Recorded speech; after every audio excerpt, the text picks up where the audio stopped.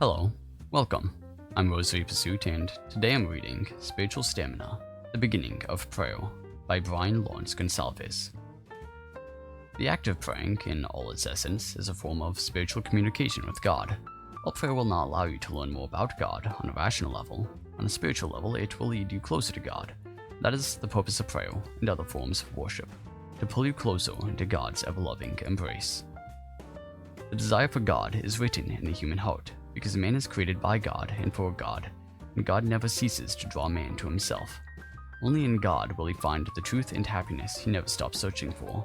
The Catechism of the Catholic Church, Chapter 1, Paragraph 27.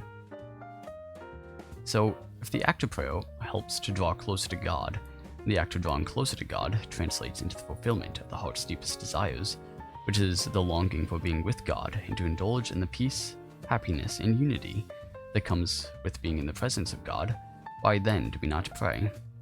What stops us from praying, or more specifically, what stops us from integrating prayer into our daily routines? We have no stumbling block when it comes to brushing our teeth or partaking in our daily meals.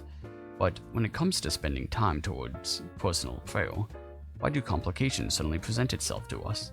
Why does our mouth sing excuses when, from the depths of our heart, a voice cries out to unite with God in prayer?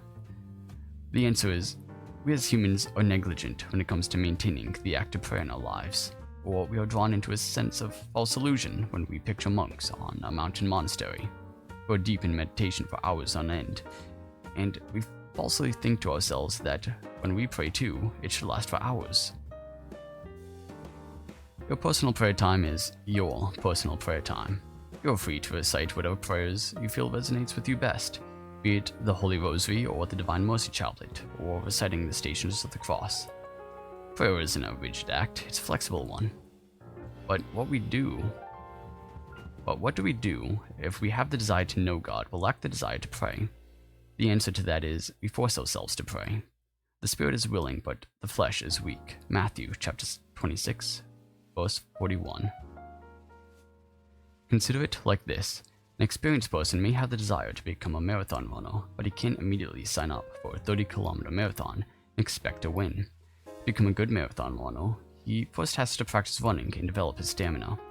He has to consume the proper nutrition to enable his body to run the race, and he needs to develop the mindset to win it. If the person is too lazy to practice running, then he needs to first force himself to run, and soon his desire to become a marathon runner overtakes and engulfs the chains that stops him from doing so. The same analogy can be compared to prayer.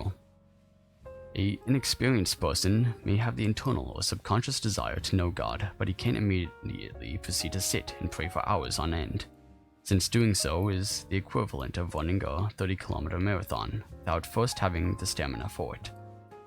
To build his spiritual stamina, he must first start small. He needs to train his mind and body to include prayer into his normal routine, and soon that routine becomes a habit. That habit a trait, which soon merges into his character.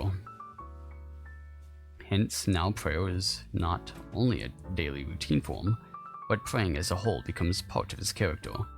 If a person is too lazy to pray, then he must force himself to start, and soon he doesn't have to force himself anymore, because the desire to pray and grow closer to God overwhelms the temptations of remaining complacent without God in his life.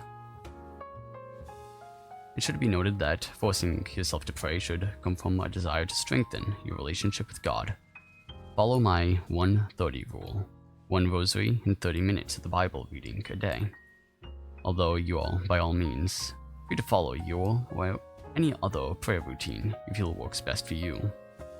As the days turn into weeks, forcing yourself to pray will cease to become an issue as your spiritual stamina to pray evolves past the 1 to 30 rule. It will transform into a 260 and then 390 and so on and so on.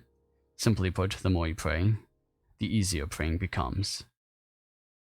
I believe the scene from BoJack Horseman on Netflix describes it best. It gets easier. Every day it gets a little easier. But you gotta do it every day. That's the hard part. But it does get easier. All rights go to Netflix Incorporated. may feel that you are not worthy, or that your history of sin makes you unappealing to God, ignore these thoughts. God will never reject your efforts to grow closer to Him. Whenever you make an attempt to draw near, He will respond. Gary Zimak, Catholic evangelist and author. The call to know God is written in your heart. Answer it today. If you enjoyed this video and would like to see more like it, make sure to like and subscribe. If you enjoyed the article, there's a link in the description below. You can follow Catholicism Coffee and press the applaud button 50 times. 1, 2, 3, I'll do the rest later. That is all, and may God bless.